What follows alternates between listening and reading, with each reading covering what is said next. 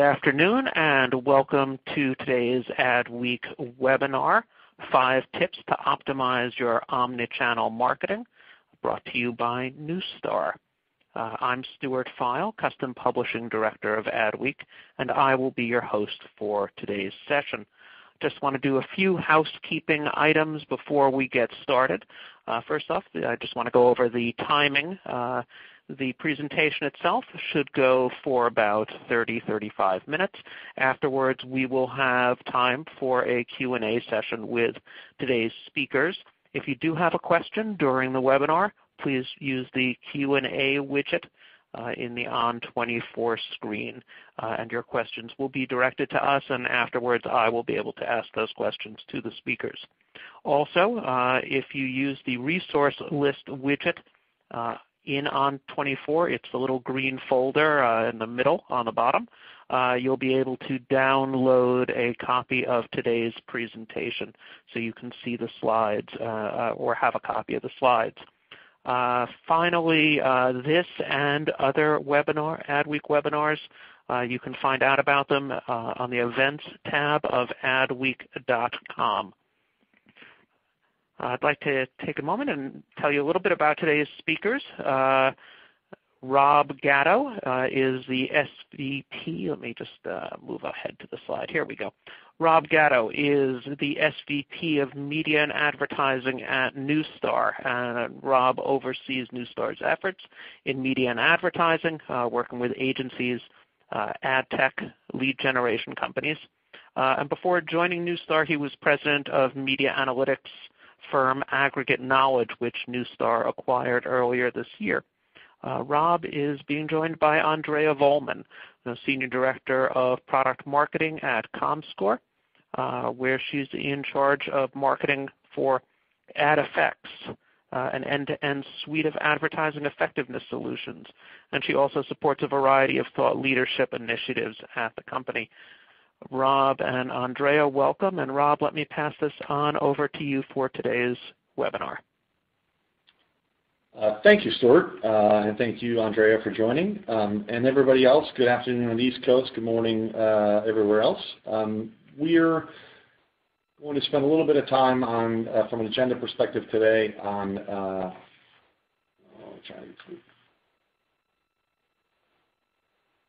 Stuart, can you move us ahead one slide? So we'll start with key challenges we see when speaking with advertisers in the market, and then Andrea and I will walk you through the Q3 report, and then we're going to lay out some key takeaways before moving ahead with some Q&A. And like Stuart mentioned, please feel free to list your questions. We'll get to as many of them as possible at the end. So let's go ahead and jump in to some of the key challenges that we see.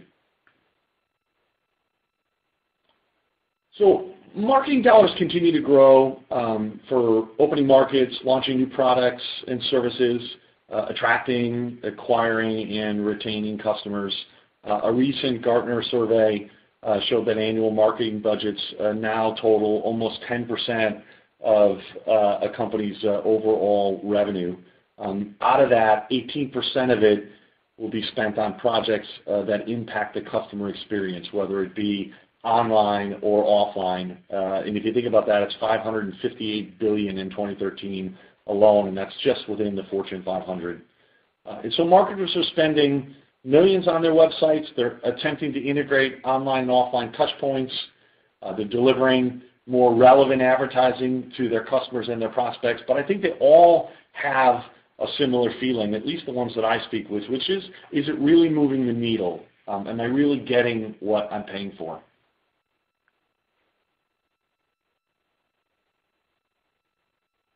Delivering the best experience is not easy. The impact of those dollars is definitely difficult to quantify. And you might ask the question why, and I think the why is there's a host of reasons. First, consumers are actually real people. Sometimes in the marketing world, especially on the digital side, we get caught up in cookies and devices. The reality is that consumers are real people, and we constantly change. We change our preferences. We change the way we communicate. We change the way that we connect with others and how we consume media. You know, an interesting point, in the U.S. alone, 45% of consumers replace their mobile phone every year. So, back to my digital device ID discussion, if we're collecting device IDs and assuming those are people, half of them change every year. It's also interesting the data that was available in the public domain has decreased rapidly over the past 10 plus years. Back in 2000, 70% of that information was available in the public domain. Today, that number's fallen to less than 30%. So not only do people change, but it's frankly harder to gather information. And then if you flip the equation, you take a look at the consumer, it's easier than ever for the consumer to get information. They work across multiple devices. They work online and offline. We have industries that are merging, television and video.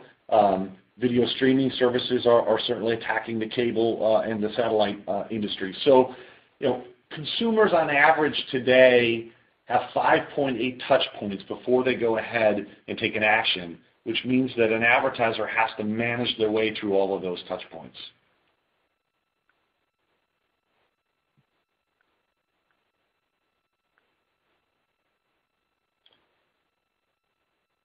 So what we see across the board with advertisers that I talk to is a constant struggle to get one view of the customer, and more importantly, a view that's accurate across all those different touch points. For example, how can you tell that a person that might see your ad on a smartphone is the same person that's actually interacting with you in email? Or maybe the client that calls the calling center or your call center that may have already purchased products. I use a great example in this area of a theme park. Oftentimes a spouse may order a trip around spring break, but the other spouse is the one that calls in to make additional adjustments. And being able to seamlessly link that experience together is what we believe advertisers are continuing to strive for. And I think the bottom line is pretty simple. If you want to be customer-centric as an advertiser, you need a better way to measure your marketing efforts, and you need a better way to identify and layer in identity across all of what you do.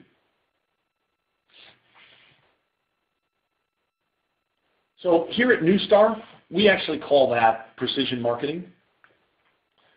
We have a product called Platform One, and that solution can power all of your marketing processes with our authoritative identity layer. And what that does is it gives you a base, single, accurate view of your customers and prospects both offline and online. And it ultimately allows you to deliver targeted interactions that make sense no matter what touch point your customer interacts with you in.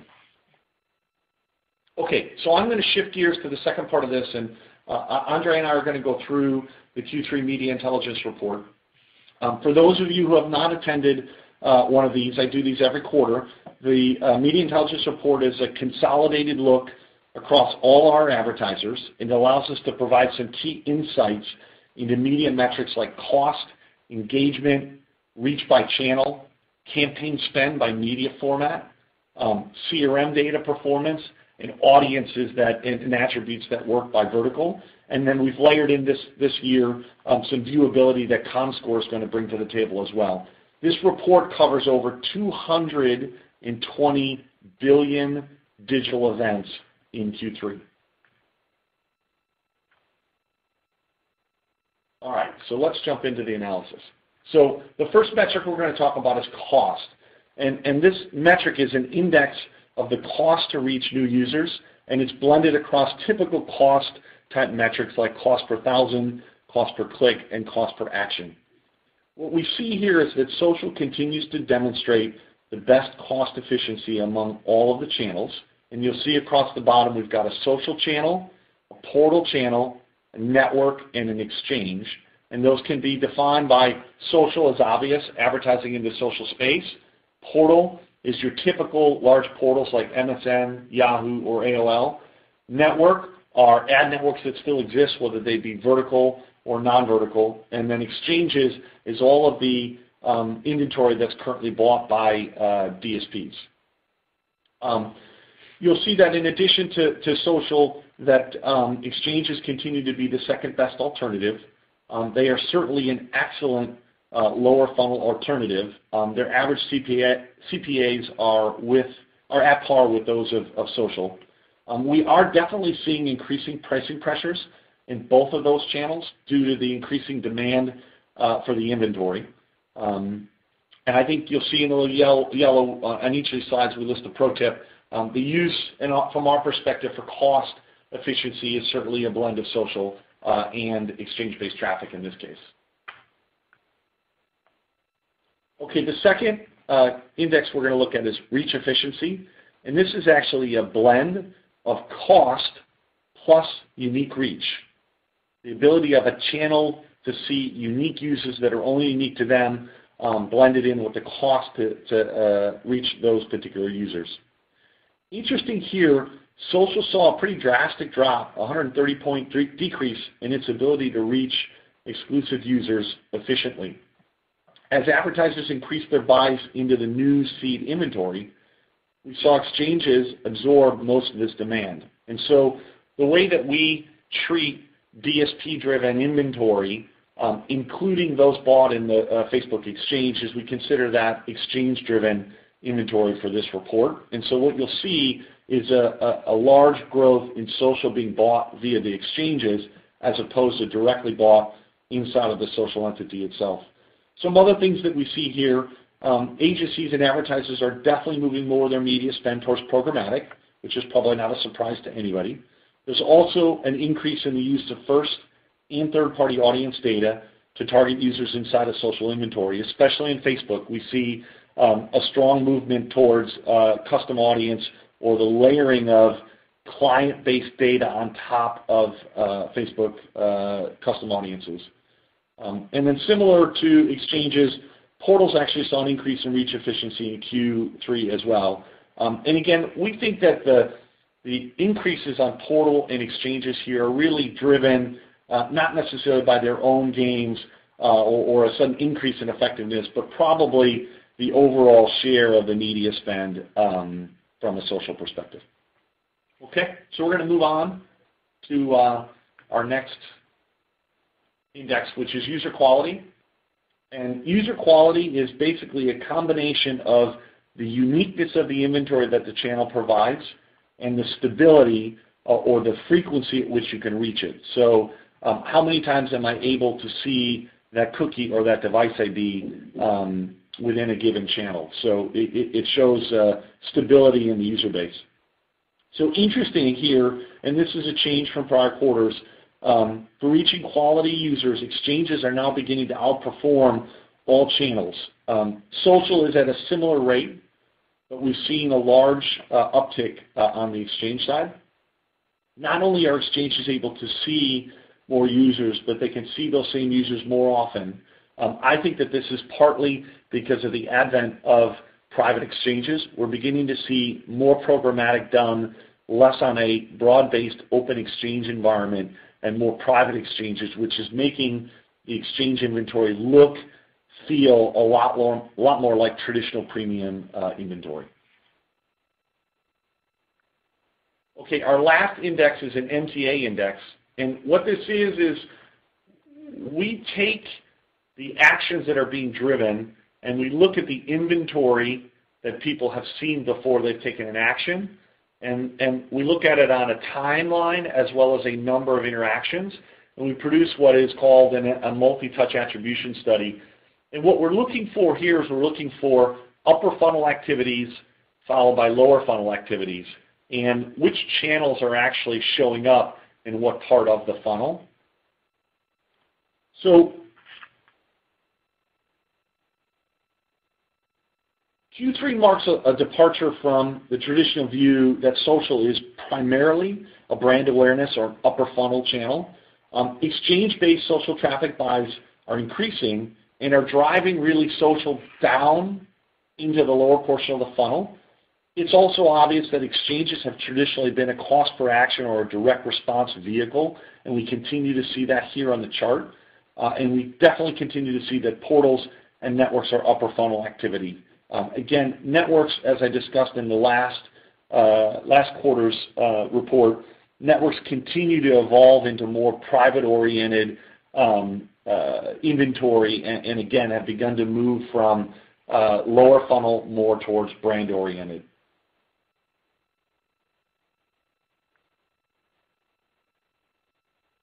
Okay, and last, just a little bit of discussion by channel before I turn it over to Andrea.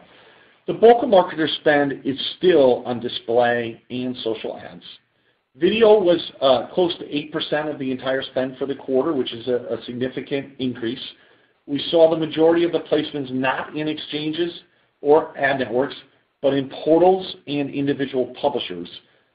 These results are probably consistent with the current view that programmatic video inventory is still very scarce.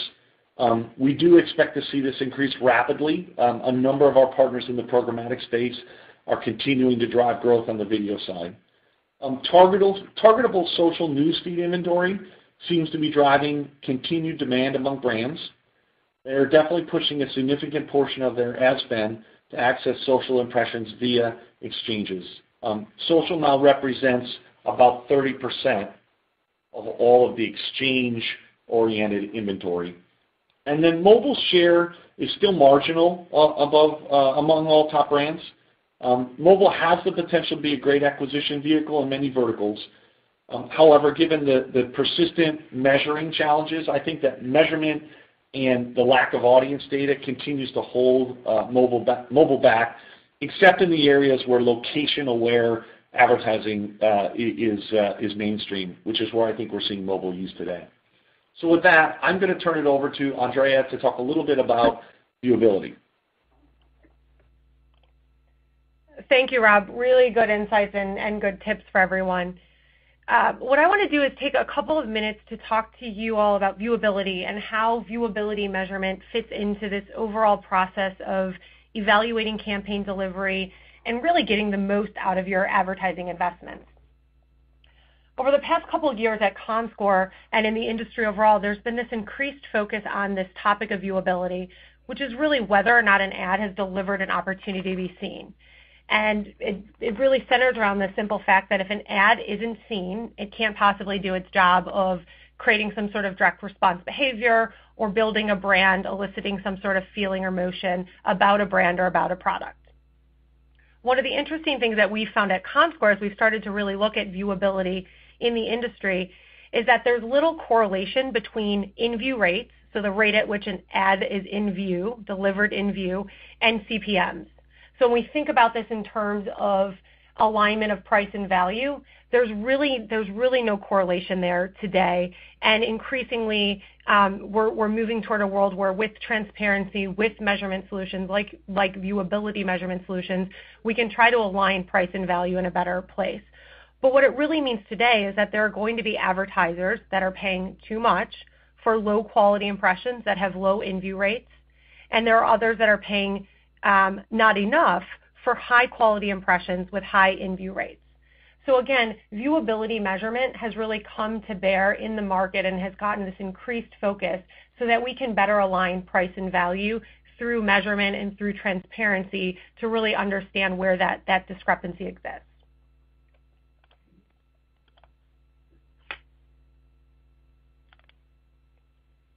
And as viewability measurement has really come to bear, there's been this prevailing belief that with the internet as the most measurable medium, as a very targetable medium, viewability should exist at 100%, meaning that every ad that is delivered online should be viewable. As we at Comscore and as the industry overall has really dug into the issue, the reality is that that's not the case, and there are some simple reasons why. The first here is that a user might leave a page before 1 second. So the industry overall has recommended, the MRC, the 3MS, and the IAB have recommended this definition for viewability that states that 50% of the ad must be in view for at least 1 second in order for it to be considered viewable. If a user leaves the page before the ad loads in that 1 second, then it's not going to be rendered viewable. If a user scrolls past the ad before it has a chance to load in the viewport, it will be deemed not viewable. Or if a user never scrolls to a lower portion of the page, therefore not bringing the ad into the viewport, it will also be deemed not viewable. A user's browser might not also be set in full screen, and so the ad might be loading outside of the viewport, again, rendering the ad non-viewable. And then another common reason why 100% in-view or 100% viewability is not realistic is this notion of non-human traffic or fraud. And this is something that has gotten tremendous attention in 2014 as we have enhanced our measurement across the industry and really been able to dig into issues around fraud and non-human traffic. But essentially, if you think about viewability as a human having the opportunity to see an ad, if an ad is delivered to some fraudulent or non-human entity, that person there's not an actual human there that can see the ad, and therefore the ad should be deemed not viewable. So when we talk to our clients about this and really counsel on why 100% is not realistic, the next question we often get is, okay, if not 100%, then what is realistic?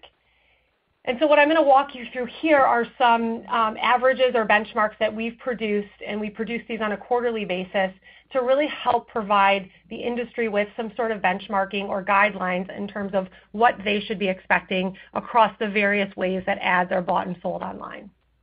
So you're looking at our overall in-view rate of 46%.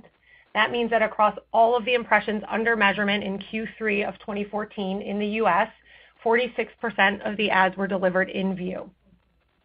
What we also see here is that there's actually quite a bit of variance across the various product categories that ads are delivered in. So CPG skews slightly above the overall norm with a 48% in-view rate. And then as you go all the way down to auto, we see 34% in-view rate, so well below the overall norm. And what this means and why it's really important to look at this data as, yes, a singular data point at 46%, but then to also dig into the product categories, is that there's not a one-size-fits-all answer to the question, what is then a normal viewability rate? You really have to think about it in the context of how you're buying your advertising and where your advertising is being delivered in terms of category or in terms of publisher.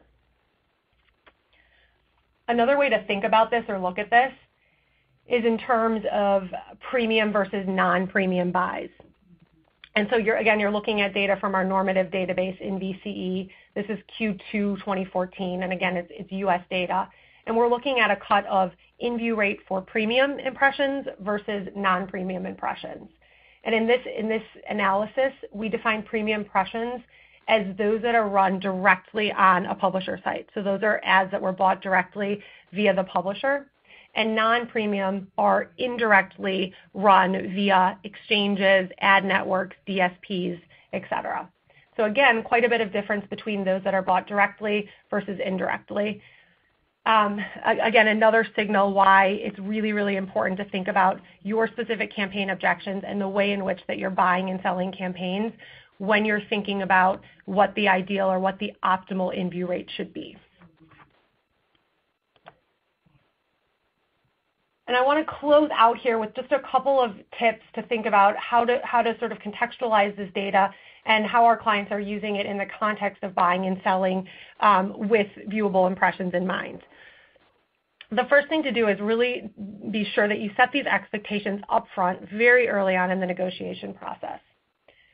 As of March of this year, the MRC lifted its advisory related to the transacting of viewable impressions. And that means that it's now sort of lifted its advisory or caution around transacting off of viewable impressions, meaning that more and more people in the industry are choosing to negotiate part of their campaign buys based on viewable impressions. And so as more and more advertisers are doing this with their publishers, it's really important to make sure that those negotiations and those expectations are very, very clear up front, not once the campaign is live, but actually during the process of creating the contract and really clearly delineating within the contract what those expectations are, using either ComScore benchmarks or other benchmarks in the market to clearly explain what that expectation is, and to also address situations where impressions cannot be measured, how one will handle that situation. So across a campaign, there's going to be situations where impressions are not measurable. So it's not possible to measure viewability on a given impression or set of impressions. So it's really important to document in the contract, in the upfront negotiation,